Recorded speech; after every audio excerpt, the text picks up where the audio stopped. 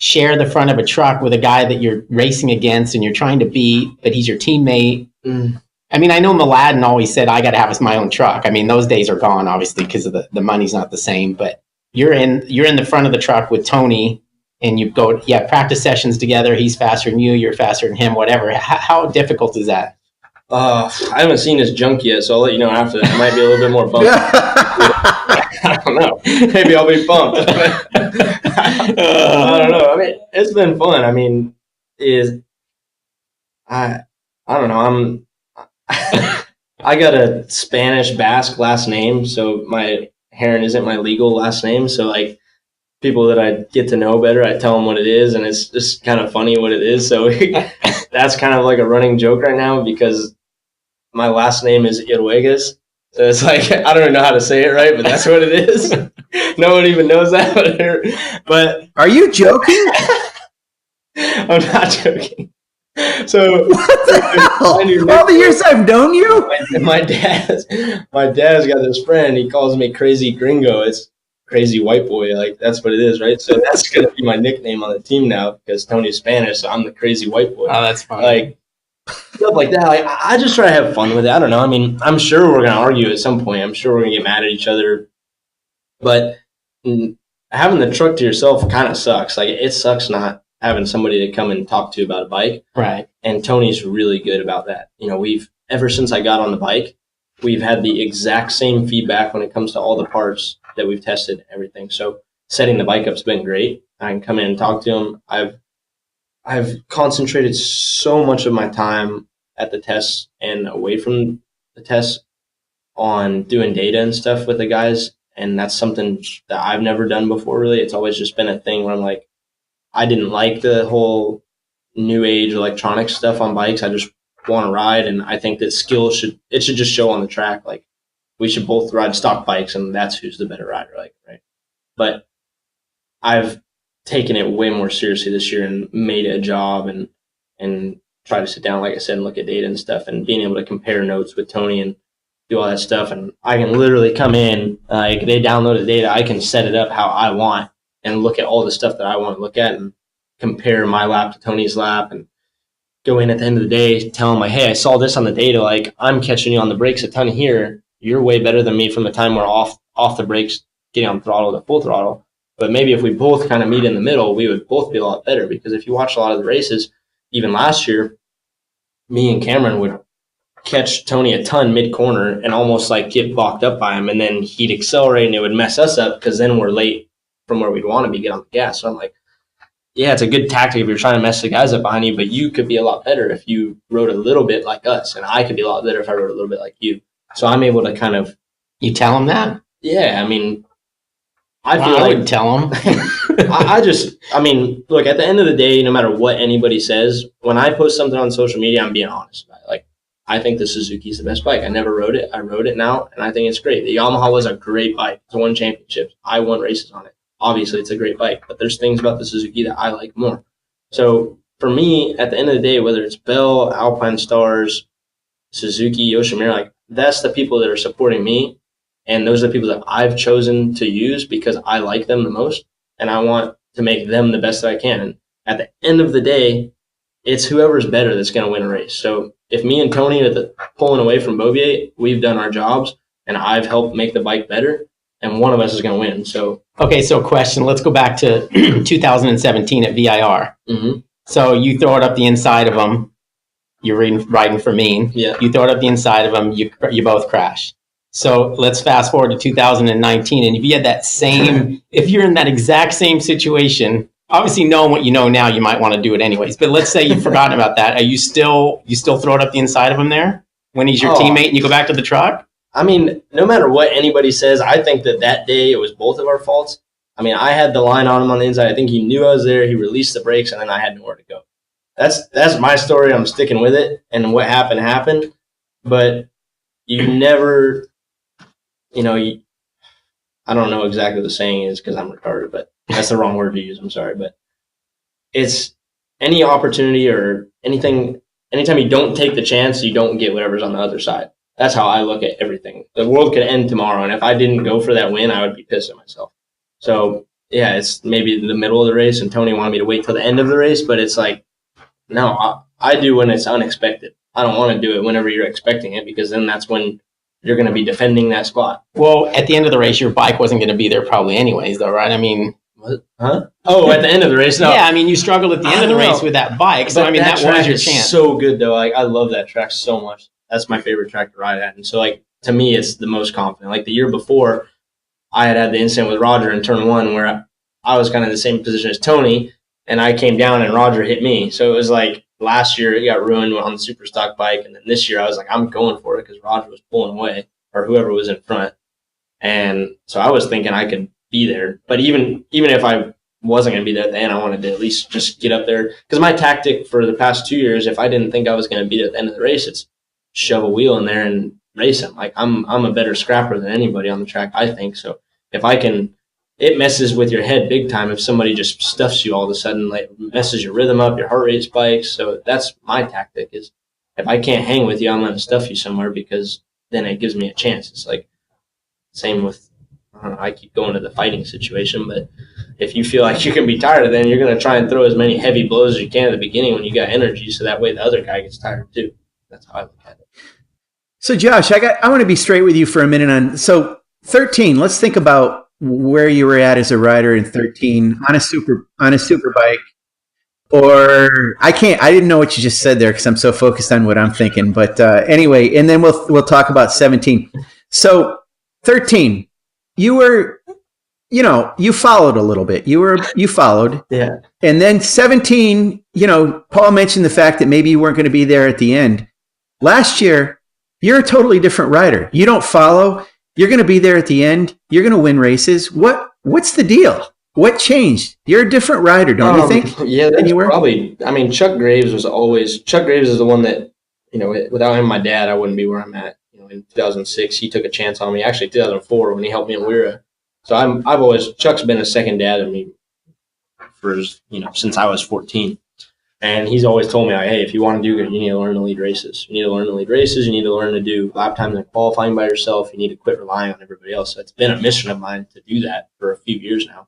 And now I'm finally at the spot where I can do that. And, that's a huge thing to me, is being able to lead races, or being able to now I can do super pole laps by myself without falling. But now it's the other way. I hate when people follow me. So it does suck. But that's what changed. I just worked at it really hard. And I think that it's super important to be able to do that. And like you saw in the rain, both races, whenever I got the chance that I could actually pull away, I was able to consistently do laps by myself and do that. So. Absolutely. Yeah. After you were announced and it came out, I'll tell you, I actually called Chuck because I know about your longtime relationship with him. And I called him specifically to ask him, I said, how do you feel about Josh going to Yosh? Are you happy? And he goes, oh my gosh. He said, I'm thrilled. He said, he's absolutely the right one for that job. He said, I told those guys that. I said, you're going to make a mistake if you don't pick him. So, he's always been behind you. I called Chuck numerous times during the negotiations with Suzuki and stuff, and just asked him for advice. And so he's one of the only people in the paddock that I've always trusted. So, yeah.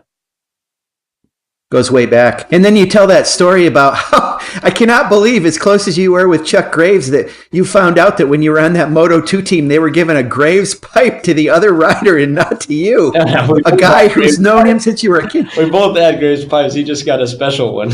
That's ridiculous, though. I'm so upset about that. Oh, you gonna be okay, John? I don't know. I'm kind of upset. So Josh, let's talk a little bit about your Herrin compound, because a lot of the riders work with younger riders, but you spend a lot of time with younger riders. The stuff you've done with Gavin Anthony's career and what you do on that Herrin compound with younger riders. Ashton Yates is another one. I mean, I can go on and on about the riders. Why do you do that? And talk about what's in you to want to kind of give back the way you do in that way.